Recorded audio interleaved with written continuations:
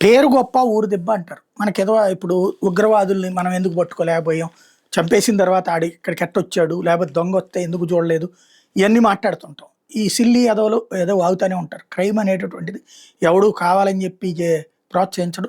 క్రైమ్‌ని control చేసేందుకు ఎప్పుడు ప్రయత్నాలు జరుగుతున్నాడు. కానీ దొంగకు 100 దారులు ఉంటాయి. పోలీస్‌కి ఒక్క దారే ఉంటది. అది మనం గుర్తుపెట్టుకోవాలి.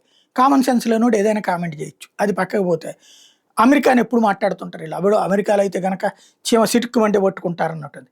అక్కడ మరి తీవ్రవాద దాడులు ఎందుకు జరుగుతున్నాయి? అన్ని కాల్పులు ఎందుకు జరుగుతున్నాయి? అంతమంది ఎందుకు చచ్చిపోతున్నారు? చిన్నపిల్లలు కూడా ఎందుకు చచ్చిపోతున్నారు? ఈవెన్ షాపింగ్ మాల్స్‌లో కూడా ఎందుకు దోపిడీలు జరుగుతున్నాయి? రాత్రిపూట్ల ధైర్యంగా బయటికి రావడానికి ఎందుకు భయపడుతున్నటువంటి పరిస్థితి ఉంది? అంటే అది మళ్ళీ అబ్బబ్బే అది లోకల్ క్రైమ్ అంటారు. మరి అదే కదా ఇక్కడ కూడా లోకల్ క్రైమే కదా! ఇక్కడ లోకల్ క్రైమ్‌ని ఇంటర్నేషనల్ వాటితో కంపేర్ చేసి చూసి చేస్తుంటారు. ఇదంతా ఇప్పుడు ఎందుకు చెప్పాల్సొస్తుందంటే ఇక్కడ మన దగ్గర గనక పోలీసులు అంటూ దొంగ బెదిరించి డబ్బులు వసూలు చేయడం, ఈ రేపులు చేయడం ఇట్లాంటివి చూస్తుంటాం కదా! అక్కడ ఏదైతే ఇప్పుడు ట్రంప్ పెట్టినటువంటి ఈ ఐసీఈ టీమ్ ఉంది కదా!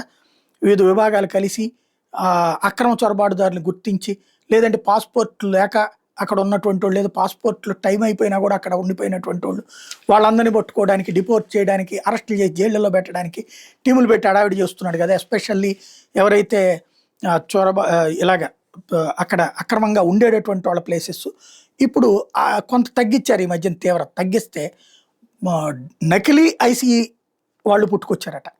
నకిలీ నిఘా వర్గాలు పుట్టుకొచ్చినట్టు. ఆళ్ళు ఈ యూనిఫార్ములతోనే వెళ్ళి ఇవి వేసుకుని మరి వెళ్తున్నారట. ఓ 10 మంది కలిసి బృందాలుగా వెళ్ళిపోయేసి బెదిరించేసేసి నిన్ను డిపోర్ట్ చేసేస్తున్నాం. హెచ్-1బీ వీసా ఉన్న క్యాన్సిల్, వీసా ఉన్న క్యాన్సిల్, పాస్‌పోర్ట్ ఉన్న క్యాన్సిల్, నిన్ను జైల్లో పెట్టేస్తున్నాం అని చెప్పి బెదిరించేసి ఆళ్ళ దగ్గర ఉన్నటువంటి సొత్తులంతా దోచుకుపోతున్నట్టు. ఇట్లాంటి ముఠాలు పుట్టుకొచ్చినాయట. Fake badges, bogus ICE jackets, అలాగే రియల్‌గా రాబరీ చేసి పడేస్తున్నారు వీళ్ళు. న్యూయార్క్, ఫ్లోరిడా, నార్త్ కరోలినాలో ఈ కొత్త కుంభకోణం వెలుగులోకొచ్చింది.